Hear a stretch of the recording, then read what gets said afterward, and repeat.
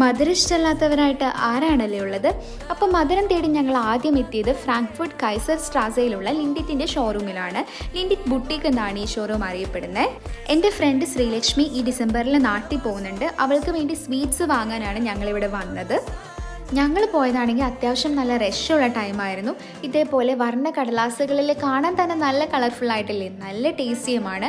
ഇതേപോലെ wafer chocolates available ആണ്, alcohol content ഉള്ള ചോക്ലേറ്റ്സ് അവൈലബിൾ ആണ്, ആൽക്കഹോൾ കണ്ടൻറ് ഇല്ലാത്ത ചോക്ലേറ്റ്സ് അവൈലബിൾ ആണ്.